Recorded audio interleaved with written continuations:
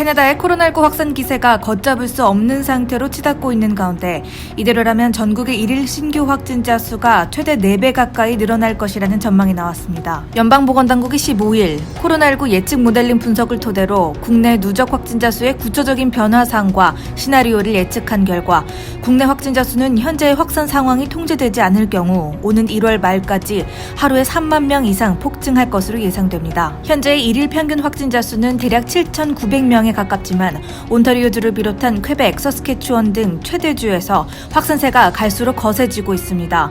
다만 이 예측치는 국민들이 개인 간 접촉률을 줄이고 방역수칙을 유지해준다면 하루에 1만 3천 명으로 제한될 수 있습니다. 또한 예측 결과에 따르면 전국 사망자 수도 충분한 접촉률의 감소가 보이지 않는다면 1월 말까지 크게 급증할 것으로 예상됩니다.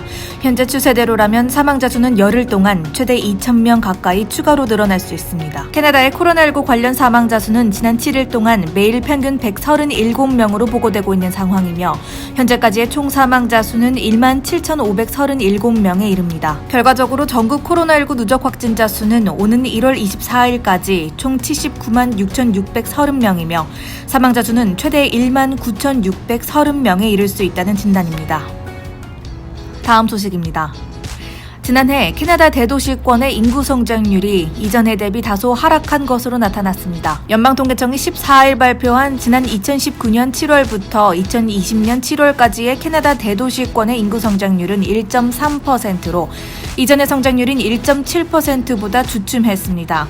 통계청이 설명하는 대도시권은 인구가 코어 지역 5만 명 포함 최소 10만 명인 지역을 의미합니다. 대도시권 지역 인구 성장률 하락은 최근 대도시에서 인근 외곽 지역으로 인구가 이동하는 도시 스프롤 현상의 이유가 큰 것으로 보입니다.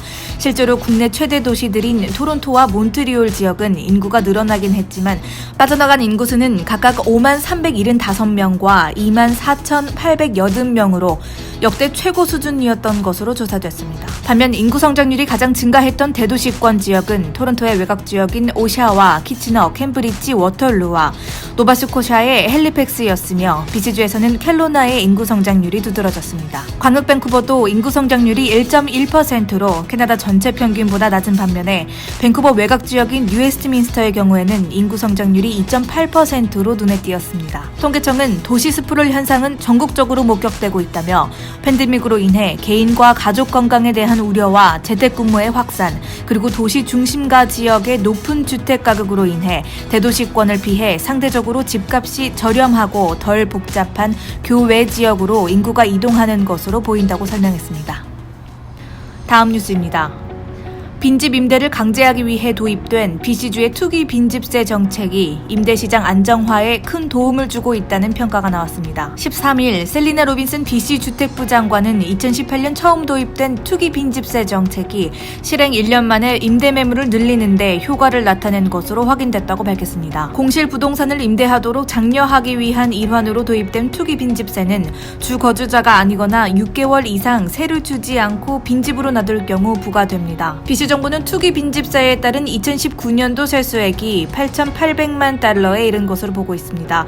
결국 이러한 세 부담이 소유주들로 하여금 이전에 비어있던 부동산을 장기 임대로 재사용하는 데 일조했다는 평가입니다. 2019년에 제출된 투기 빈집세 신고서 세부 내역에 따르면 이 세금은 메트로 밴쿠버 지역 및 빅토리아 지역구, 미션, 아보츠포드, 칠리와 켈로나, 나나이모 등 대부분의 주거 자산에 적용됩니다. 정부는 2019년에 벌어들인 8,800만 달러 세수 중 92%가 외국인 소유주와 타주에 거주하는 캐나다인 기타 비거주자 또는 소위 기러기 가족들에게서 징수됐다고 밝혔습니다. 정부는 이러한 조세 정책이 2019년 주택시장의 지속적인 안정화에 기여했으며 그해 주택 착공률을 16% 더 높이고 주 전체의 공실률을 7% 증가시켰다고 보고했습니다.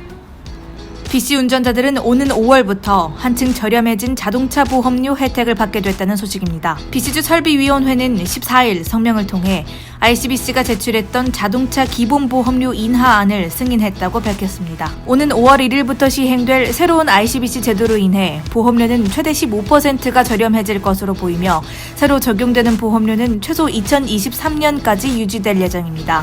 BCUC가 보험료 인하안을 승인하면서 ICBC가 추진하고 있는 케어 강화 보험 서비스도 순조롭게 진행될 수 있을 것으로 보입니다. BCNDP 정부는 지난 2017년 정권을 잡은 이후 대규모의 적자를 내고 있던 ICBC에 대한 개혁을 약속했고, 이에 하나로 무과실 책임보험을 도입함으로써 캐나다에서 가장 높은 수준의 ICBC 보험료를 한층 인하하겠다는 목표를 세운 바 있습니다. ICBC가 이번에 도입하려는 무과실 책임보험이란 사고가 났을 때 서로의 잘잘못을 가리기 위해 법적 절차를 밟는 대신 서로가 가입된 보험의 보상을 알아서 받는 제도를 의미하는데, 이 경우에 불필요한 소송 절차를 없앨 수 있기 때문에 법정 비용이 절약되고 보상 또한 신속하게 받을 수 있다는 장점이 있습니다.